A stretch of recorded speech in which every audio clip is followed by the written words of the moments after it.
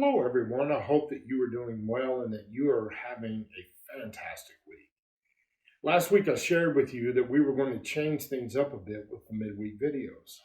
These videos are going to follow and add to what the teaching was on Sunday. If you haven't watched the teaching from Sunday, please go to our YouTube page at Dalhousie Church YouTube page and check it out. There's some great worship on the video as well. This past Sunday, I introduced the concept of becoming aware. The passage that we focused on was Genesis 3. And what I would like to do in this video is to focus on a couple of themes from that teaching. Before I do this, I want to remind us in Genesis 3, we see Adam and Eve become self-aware. The idea that I put forward on Sunday was that their awareness wasn't pure because of sin. We can see the effects that sin brought as a result. Sin brought shame, accusation, fear of God, deceit, and lack of repentance. These elements entered into their story and ours. I want to talk a little more about a couple of themes that have entered into our story. Let's look at the theme of accusation and lack of ownership.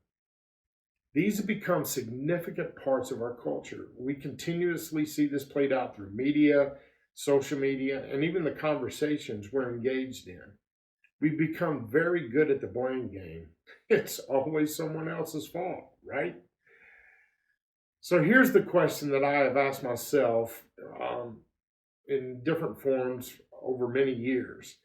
How much time and space does accusation, blame shifting, or excuse making take up in our lives?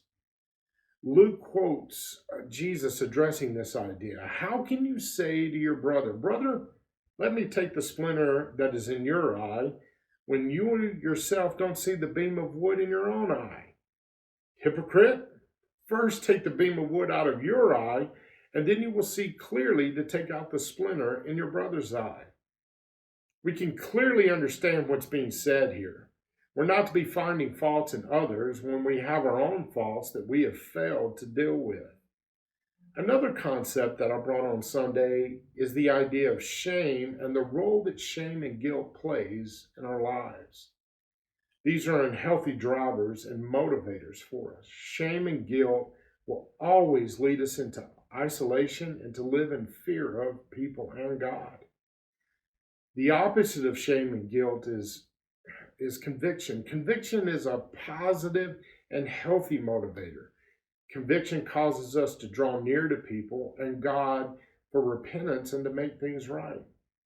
So now that we've looked at these two themes, the question then is, what are we to do about them and the roles they play in our lives? In our efforts to stop being accusatory, we immediately think the answer is asking for forgiveness. That's noble, and that's pretty good. However, that may not be enough. I know that is hard to hear because we have been taught to ask for forgiveness and that people should forgive us and that everything will be okay. However, asking for forgiveness is sometimes used as an excuse for behavior more than it is making things right. Haven't we all done this in one way, shape, or another? We may have to change our behaviors and even our lifestyles to make things right. This week, I would like for us to spend some time and do some deep thinking. I would like for you to look for ways you can begin changing the things you can control in order to make things right. Then once you've have some ideas or answers, then just do it. Do what you need to do in order to make things right with people and God. In dealing with shame, we need to ask ourselves a couple of questions. How much time during the day are we feeling ashamed and unworthy? And the second question is, do we believe that God wants us to think and feel this way about ourselves? Here's what I propose. If you're spending a lot of time feeling ashamed and guilty, don't let those isolate you from God and others. You're going to have to do the opposite. Push yourself to enter into God's presence, go to Him, and hear what He has to say. Maybe you can invite someone to pray with you so they can help hear what God is saying to you. As a resource, I know that our prayer team would be happy to do this with you. You can contact them through the email prayer@dccnet.org to schedule a time that they can pray with you. Thanks for taking the time to watch the video. I hope that you will find it helpful and thought-provoking. I would like to hear from you. Email me if you would at shane@dalhouseychurch.com and let me know if you tried these ideas and what your experience was. I'm looking forward to this Sunday as we continue the teaching series on becoming aware.